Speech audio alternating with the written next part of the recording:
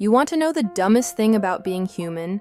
We're the only species on Earth that can sit in gorgeous afternoon sunlight with a warm cup of coffee and choose to mentally suffer over a meeting from last year, or a problem that hasn't even happened yet.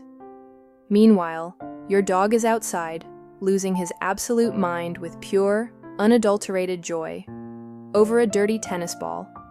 He's not overthinking, he's just living, so hear me out. Watch this video until the end, and you'll unlock the exact mental framework to shut down your overthinking instantly. Let's dive in. Picture your mind as a browser window, not one tab, 37 tabs. One's replaying that embarrassing thing you said in middle school, another one's running a full risk analysis on whether you're about to get fired. There's one dedicated entirely to that text someone sent you 2 days ago that you haven't responded to yet, and now it's too late to reply normally. And while all 37 of those tabs are running, you're sitting here, physically here, but not actually here. This is the biggest paradox of being human. We have the most sophisticated brain of any creature that's ever walked this earth language, memory, the ability to mentally time travel, and we use all of that incredible machinery to trap ourselves. Philosophers have a name for the alternative, Presentism, the idea that the only thing that actually exists is right now, this moment. The past is gone. It lives in memory, sure, but it's not happening. The future hasn't been written. Only now is real. And yet, here we are. Anywhere but now. Maybe it's you, or maybe it's someone you know, but at some point, you've looked at a dog, really looked at one, and thought, what is going on in there? The scientific answer? Not as much as you'd think. And that, it turns out, is their superpower.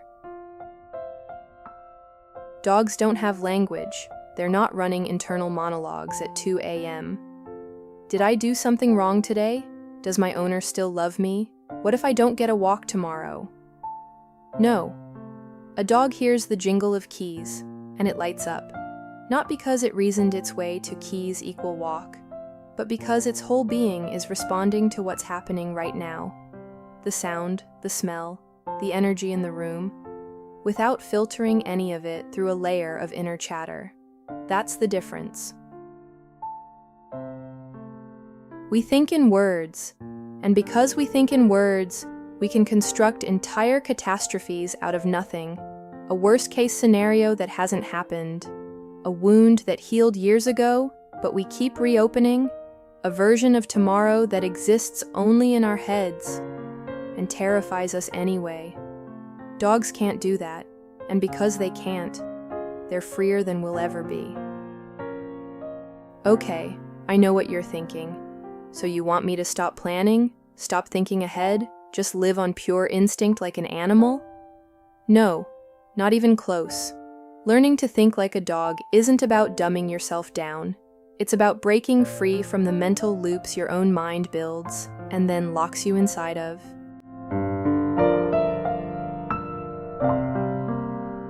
There's a huge difference between thinking about the future to prepare and being held hostage by the future out of fear.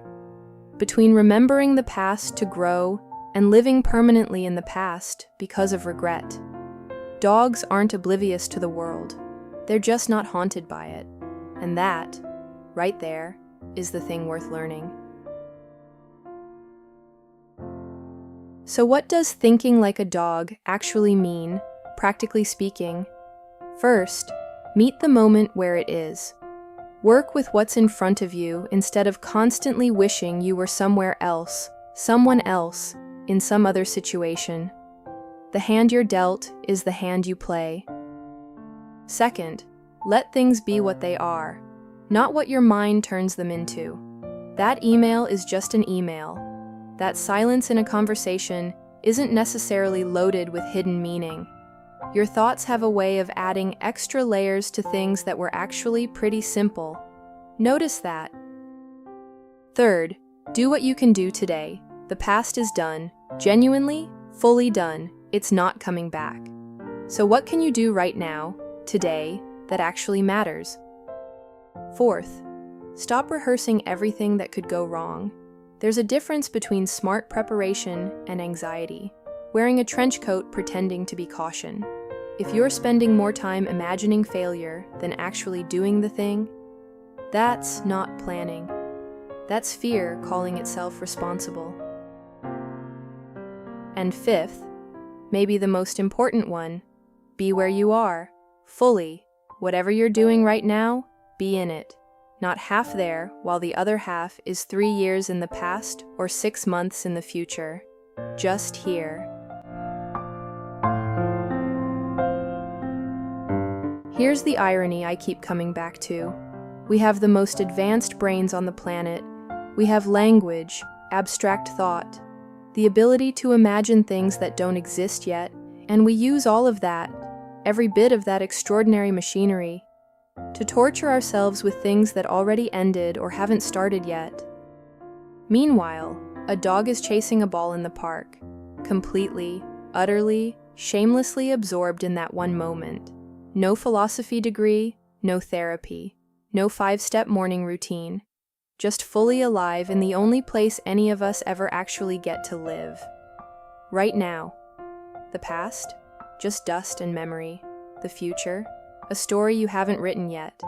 The only real thing you have is this moment. And the question worth sitting with is, what are you doing with it?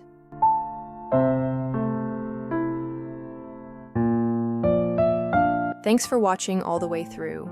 If something in this hit close to home, share it with someone who needs to hear it today. And if you want more of this kind of thing, you know what to do. See you in the next one.